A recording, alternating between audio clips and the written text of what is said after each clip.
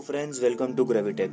दोस्तों, मॉर्निंग में एक न्यूज़ आई थी नासा की तरफ से कि वो अपनी स्पेस की जो गाइडलाइंस है उसको रिफ्रेश कर रहे हैं, अपडेट कर रहे हैं। कुछ कैटेगरीज को वो लोग ने उसमें माइनर चेंजेस किए हैं। तो चलिए दोस्तों, देख लेते हैं कि क्या ये चेंजेस किए हैं और क्यों किए हैं।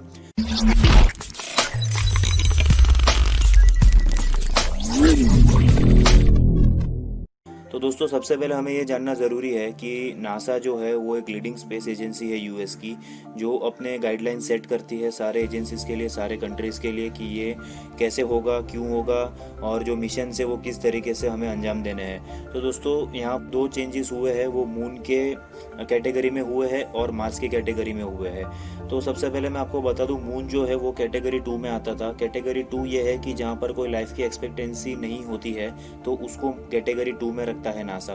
तो वहाँ पर हमें पता था कि कोई लाइफ की एक्सपेक्टेंसी नहीं है, ये जिम ब्रैडस्टन ने कहा है जो कि एडमिनिस्ट्रेटर है नासा के। तो उन्होंने ये कहा है कि अब वहाँ पर हमें पता है कि कोई लाइफ की एक्सपेक्टेंसी नहीं है, तो ये कैटेगरी 2 से हम इसको कैटेगरी 1 में लेकर आएंगे पूरे मून को।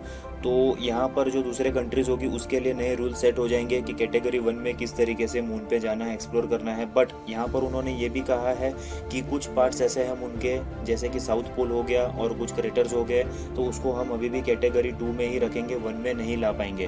क्योंकि जो साउथ पोल है वो अभी तक अनटच्ड एरिया है मून का।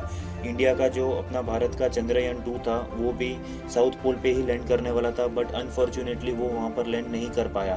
तो अब तक साउथ पोल पे नासा भी नहीं जा पाया है, तो हमें यहाँ पर नहीं पता कि वहाँ पर आइस है, वाटर है, या पर किस तरीके के वहाँ पर सब्सटेंसेस है। तो उसको कैटेगरी 1 में लाना अब तक उचित नहीं होगा, ये जिम ब्रैडस्टन ने कहा है। और उसको अभी भी हम कैटेगरी 2 में ही रखेंगे। बाकी जितने भी पार्ट्स हैं मून के उसको हम फिर से कैटेगरी 1 में लेकर आएंगे। तो ये कुछ अपडेशन हो गया मून के लिए। और हम दोस्तों बात करते हैं मार्स के लिए। तो मार्स कैटेगरी 4 में आता था, क्योंकि वहाँ पर हमें पता नहीं है अब तक कि लाइफ हो सकती है या नहीं हो सकती, क्योंकि मार्स पे अब इतने सारे मिशंस नहीं हो पाए जितने मून पे अलग अलग कंट्रीज ने किए थे। नासा ने ही कितने सारे मून पे अपोलो मिशंस भेजे हैं, इंडिया ने भी एक चंद्रयान भेजा है, रशिया ने भी भेजा है, चाइना ने भी भेजा है। तो यहाँ पर हमें पता है मून का अब तक कैसे क्या पूरा जो वेदर है, एटमॉस्फेयर है, वहाँ के क्रेटर्स जो है हमने काफ़ी एक्सप्लोर कर लिया है मून को।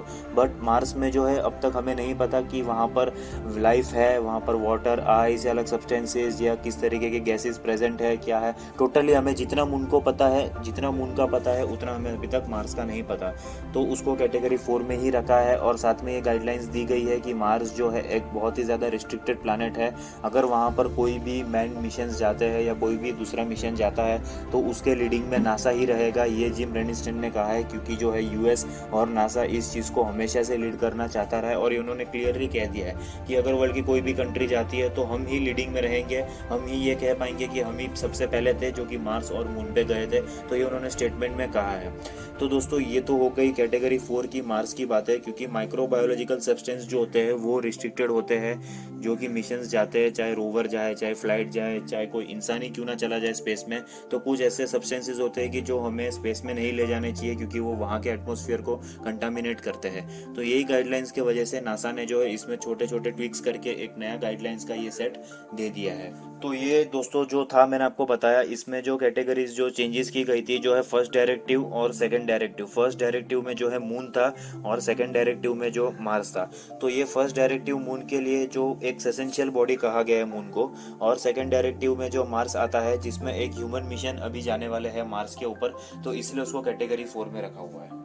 दोस्तों, जिम ब्रैडस्टन ने ये कहा है कि we need to relook at this policies. तो ये ऑफिशियल स्टेटमेंट आया नासा की तरफ से कि we need to relook at this policies. और दूसरा भी एक स्टेटमेंट वो लोग ने जारी किया था जिसमें वो लोग ने कहा था कि we first have to be really careful to inventory all of the biology that we may be taking with us.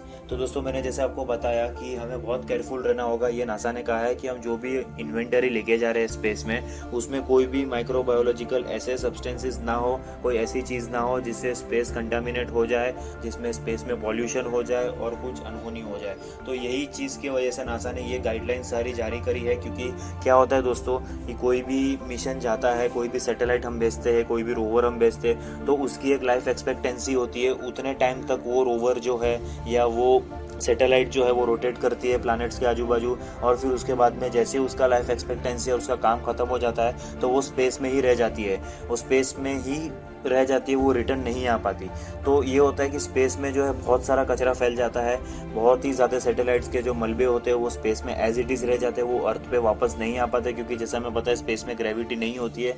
तो जितने भी मिशंस यहाँ पर गए हुए उनके सैटेलाइट्स हो गए, उनके स्क्रैप हो गए, जो भी अगर मिशन भी अगर कुछ फेल हो जाते हैं तो उसके भी रॉकेट्स हो गए, कुछ भी होता है तो स्पेस में ही रह जाता है। तो ऐसे में अगर कोई माइक्रो बायोलॉजिकल सब्सटेंस अगर वहाँ पर जाता है स्पेस में तो रिटर्न तो आ नहीं सकता, बट वहाँ पर वो कुछ प्रॉब्लम क्रिएट कर सकता है। इसलिए दोस्तों ये स्टेटमेंट आई थी नासा की तरफ से और ये गाइडलाइंस जो है अपडेट की गई थी नासा की तरफ से। दोस्तों आज के लिए इतना ही, तो thank you so much video को देखने के लिए। और अगर हमारा वीडियो अगर आपको पसंद आता है तो प्लीज इसको लाइक कीजिए, सब्सक्राइब कीजिए और शेयर कीजिए।